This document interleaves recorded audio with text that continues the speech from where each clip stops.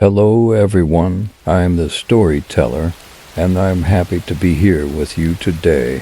Before we begin, don't forget to like the video and subscribe to the channel so you won't miss any of the exciting stories to come.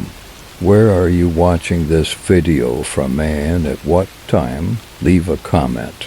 Now relax, get comfortable, and let's step together into a world of enchanting stories. When I was 21, I would often be home alone at my parents' house.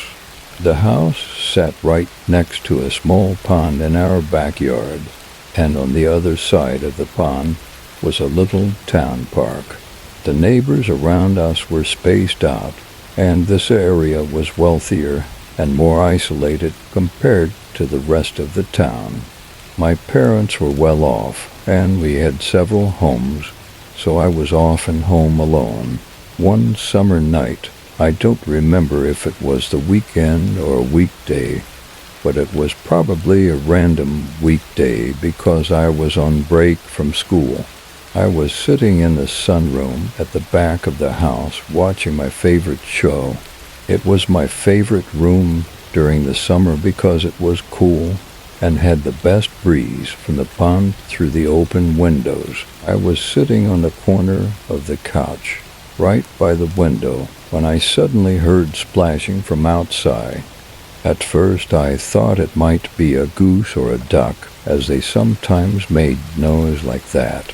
But the sound continued, and it was much heavier than any bird could make.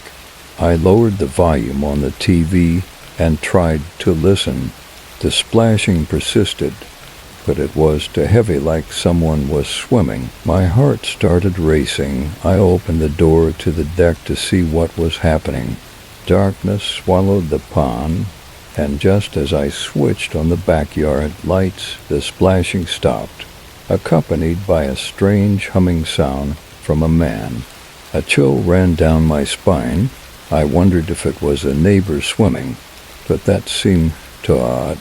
No one ever swam in the pond. I quickly stepped back inside, locked the door, and texted my brother, who was away at college.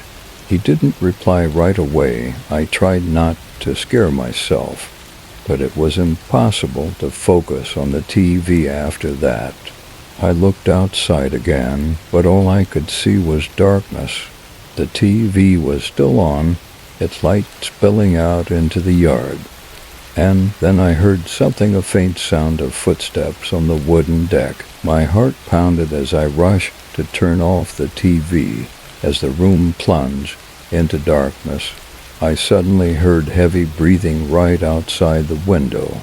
I froze, lying flat on the couch, hoping I wouldn't be seen. After a few seconds of silence, a deep voice outside the window said, "I see you." Terror shot through my body. In a panic, I blurted out, "Paul, is that you?" Paul was the name of one of our neighbors. I clung to the hope that maybe it was him playing a prank, but there was no response. Instead, I heard footsteps walking away. I stayed still, too scared to move. After a few minutes, I remembered I needed to check the doors. I jumped up and ran to the front door. It was locked. I checked the side entrance, and it was locked too. I texted my entire family, telling them what was happening. My dad told me to turn on the backyard lights and check if anyone was still out there. Following his advice, I grabbed a large knife and cautiously stepped out onto the deck.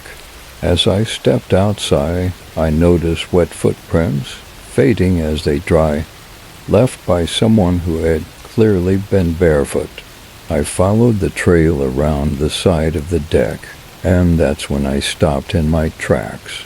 A pair of eyes just above the deck's edge were staring at me. The person was hiding below the deck, as if they knew I was coming and were waiting for me.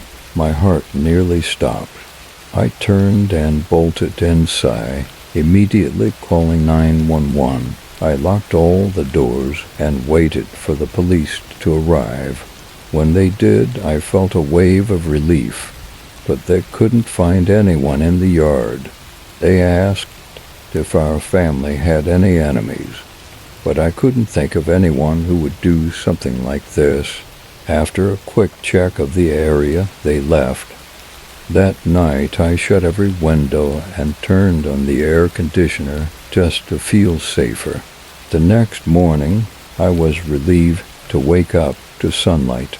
The man never returned, and to this day, we still don't know who he was.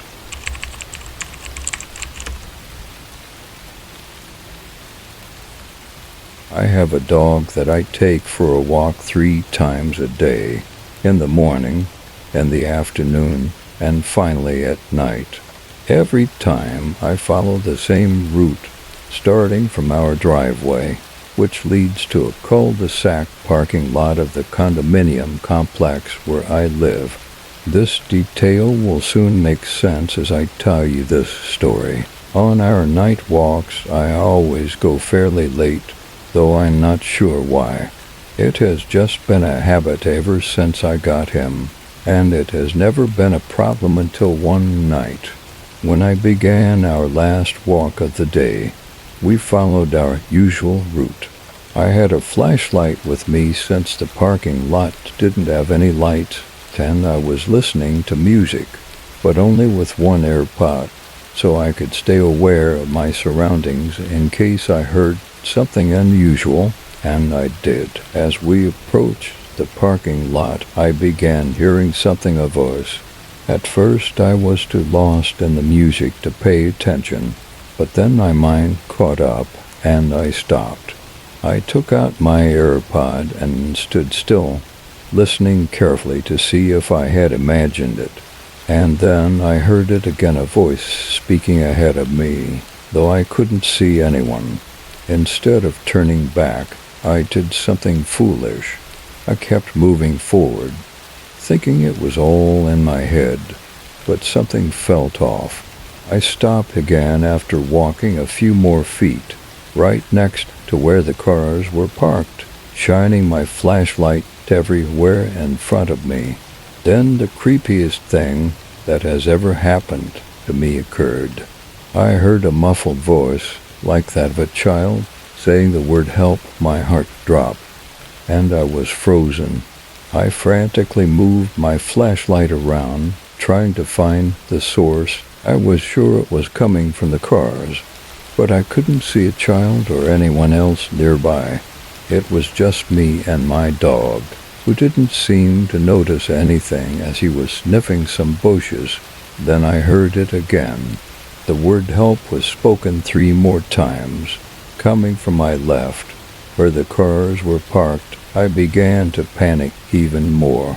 I knew I wasn't imagining things, especially when I saw my dog's ears perk up, and he stared in the same direction. That's when it hit me just how eerie this situation was.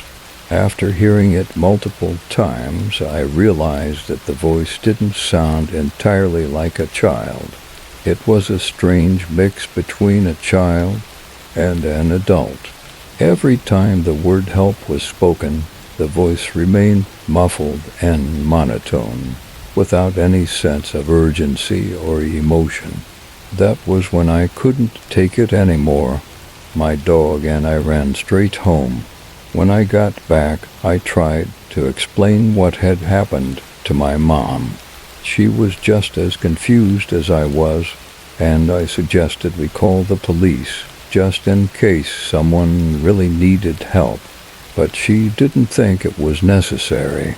Questions raced through my mind. Why was the voice muffled? Was there someone in one of the cars that I couldn't see? Or was it something more sinister, waiting for me to get closer? I don't like to think about it too much, but even now, the memory of that night still deeply disturbs me.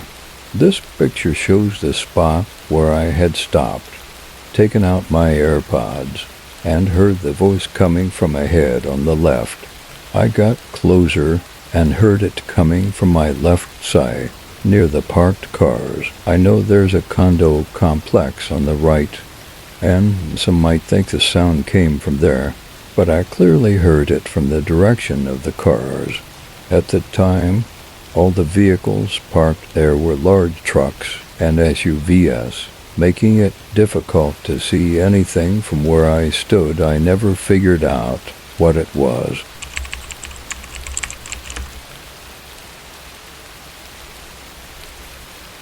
The reason I'm about to share is why my family abruptly left the house that had been in our family for 3 generations.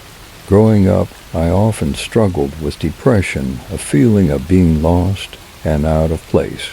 As a kid, it was even worse, and I spent hours alone in my room, feeling disconnected from everything around me. Our house was tucked away in a heavily wooded area, surrounded by trees on 3 sides, with a dense forest separating us from the nearest neighbors. My bedroom was located at the back of the house, with 2 large windows that faced the endless woods. It was a spacious room for a kid, but the dark, looming trees outside always filled me with an eerie sense of dread, and I was terrified of the dark. Things began to get strange when I was about 10 years old. It started small at first. It was just my night light. I had a little lead night light that could change colors. I always kept it set to a calming blue as I fell asleep. But one night I woke up suddenly in the middle of the night. Gradually, I glanced at my night light, only to see that it was now dull yellow, not the blue I always left it on. Confused, I shrugged it off, figuring maybe I had accidentally switched it before falling asleep. But this kept happening. Nearly every morning, I would wake up to find the light set to a different color. I asked my parents if they had been in my room, but they denied it, saying it was probably just a glitch with the light. For a while, I believed them until one morning I found the night light completely unplugged and lying on the floor. I confronted my parents again. Frustrated, they brushed it off, telling me I was probably sleepwalking or forgetting things. My dad even told me that I was too old to be worrying about a night light. But a few days later, the night light vanished altogether, as if it had been swallowed up by the room. I searched everywhere, but it was gone. I was furious, thinking my parents had taken it to force me to stop using it. We got into a huge argument, but they swore they hadn't touched it. For a week, everything seemed to go back to normal. Then the nightmares started. I began waking up randomly in the middle of the night, not because of a bad dream, but because of a deep, gnawing unease. I couldn't shake the feeling that something was wrong. And then, after 4 nights of this, I finally heard a faint rustling sound coming from my closet. I told my parents about the noise, but they didn't believe me. My dad checked the closet, found nothing but old toys and clothes, and told me I was just imagining things. But the sounds didn't stop. Each night I woke up to that soft, eerie rustling. It was like someone or something was shifting around in the dark just beyond the closet door. I couldn't take it anymore. On the 4th night I was so terrified that I begged my parents to check again. My dad, frustrated, stormed into my room, flung open the closet door, and started throwing toys and boxes onto the floor, angrily insisting there was nothing there. But then he stopped. His hand froze. In midair as he peeled back one of the posters that had been hanging on the closet wall. Behind it, hidden from view, was a large, jagged hole in the wall. My parents stared at the hole in horror. my mom starting to tremble as my dad grabbed a flashlight. He shined the beam into the hole, but it was too deep to see where it led. In a panic, he ran outside to inspect the side of the house. What he found was even more chilling. There was a narrow tunnel, hidden beneath the dirt and leaves, leading straight from the woods to the hole in my closet. That night, my mom and I packed up and stayed at my aunt's house. We never spent another night in that house. We moved out within a few weeks, leaving behind the home that had been in our family for generations. To this day, I still wonder who or what had been entering my room each night, silently watching me from the shadows. I don't think I'll ever know, but one thing is for sure: when your kids tell you something strange, listen to them. Because sometimes the things that seem impossible might just be real.